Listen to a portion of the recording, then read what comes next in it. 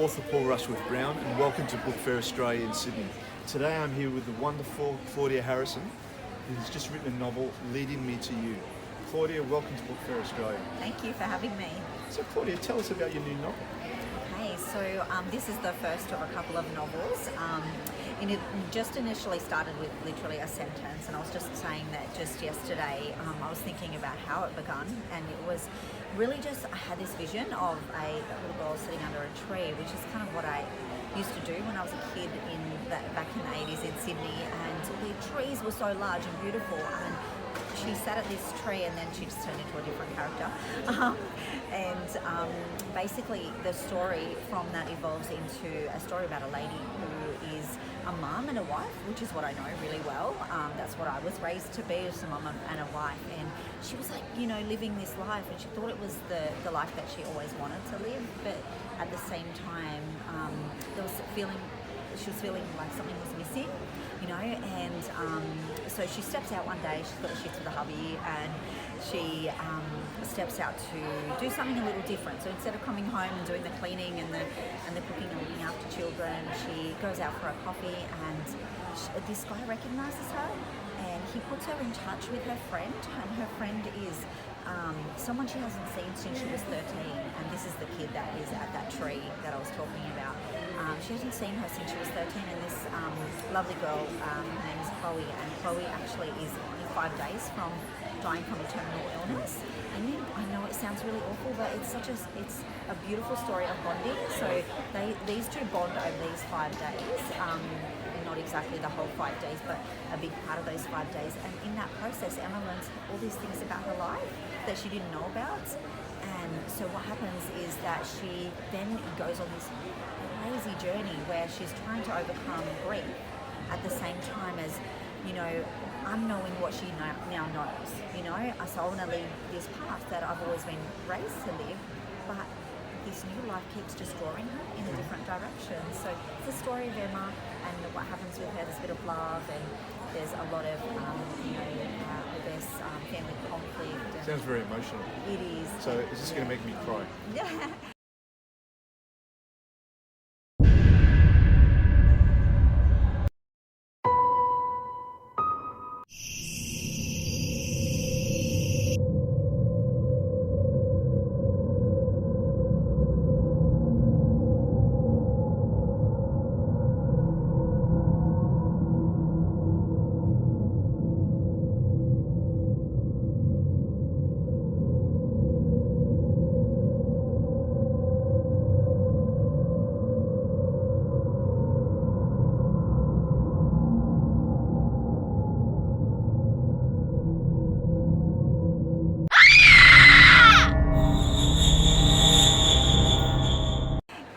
Probably when Chloe dies, you'll cry. Oh no! And I think you'll enjoy. It's very easy to read, which is a wonderful thing. And then I just followed it on with a story of a love-hate character in here, a character that you kind of get to know through the book, and you're like, do I like this person? Do I hate this person? And her name is Heather, and that's in the following book, which is called Remind Me, and it's actually set 30 years before Emma. Okay. So yeah. So is it a continuation?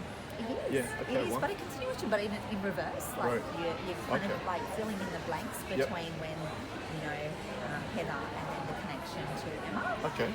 And Chloe and this whole story. So now writing the third one. Yep. Oh, wonderful.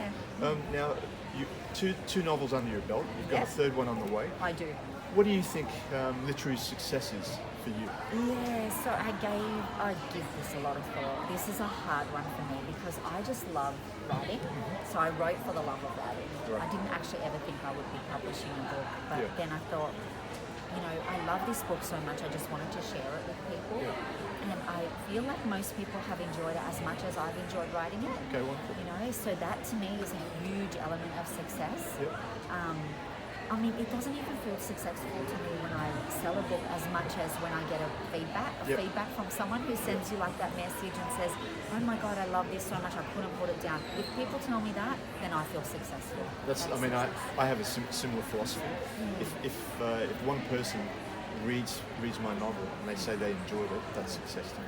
Yeah. And I've always made a point of not writing just for the sake of being famous or for making money. I think my main motivator for writing is actually for my kids, basically, to give them a background into their ancestral history. But anyway, tell me, do you think an ego is a good thing or a bad thing for an author? This is an interesting question. So ego, I guess, well, for someone like me who probably really struggles with self-confidence, believe it or not, most people that know me don't think that that's what I am, but I do really struggle, especially in this element, because I'm not a professional writer, but I've written a book that I know is good and I love it so much, you know, and so sometimes if I had an ego, I think maybe I would, or if I suppose felt, I relate ego to confidence maybe. Is that how you would relate ego to confidence? Yeah, I mean, I think confidence is part of it. I think to be a writer, to be an author, especially a published author, you need to have some sort of ego and some sort of confidence to actually put your name out there. Because if you, I mean, it's as you're probably aware, being an author is ups and downs. You know, you have your good days, you have your bad days, you have your good reviews, you have your bad reviews. Most authors turn around to me and say, "Oh, what bad reviews?" Lucky them.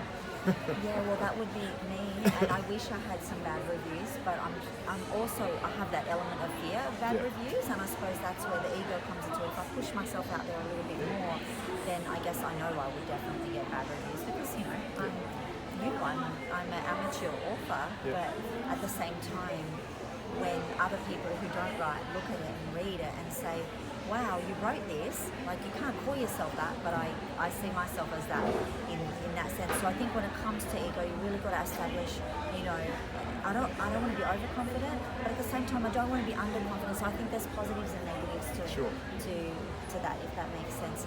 And you mentioned before about you write for your kids. I didn't write for my kids, but I wrote so my kids know they can do anything they want to do. Sure, that's a good motivator. Yeah, I just want them to say, oh my gosh, my mum did so many things, and I do a lot of things, but my mum did so many things. There's nothing stopping me from doing as many things, if not more than her. Sure. Step into the captivating world of skullduggery, where a family of isolated peasant copyholders finds themselves thrust into a web of danger that threatens their very existence. Set against the tumultuous backdrop of the English Reformation, this meticulously researched historical mystery unfolds with a cast of both lovable and despicable characters, immersing you in a fully realized world that's both utterly believable and fantastically unbelievable. Author Paul Rushworth-Brown weaves a spellbinding narrative that transports you to Yorkshire, England, in the 16th and 17th centuries, offering an authentic and gritty portrayal of peasant life. The pages come alive with vivid descriptions, crafting an atmosphere that pulls you deeper into a story of crime, murder. Now, okay, so you're working on your third novel. If you could talk to that beginning author that started writing the first novel, what would you say to her? I'd say keep writing and keep putting yourself out there, because I guess if you don't put yourself out there, you don't know what you're doing wrong and you don't know what you're doing right. And I think that you're an author for so many different audiences. Like, you might not love what I write, but somebody else might really enjoy it and it be for them. And it's okay. And I guess that's what I would probably say. It's okay. You don't have to please everyone. You know, you ultimately, I believe you've got to write for you know? And if you happen to touch many people's lives, then you're in a great space, right? Great. Yeah. You've got a great attitude. All right. So, Claudia, it's been wonderful talking to you, and thank you for joining the show. And good luck with your fantastic looking novel, Leading Me to You. Thank you. And enjoy the rest of the weekend. Thank you so much. Thanks for having me.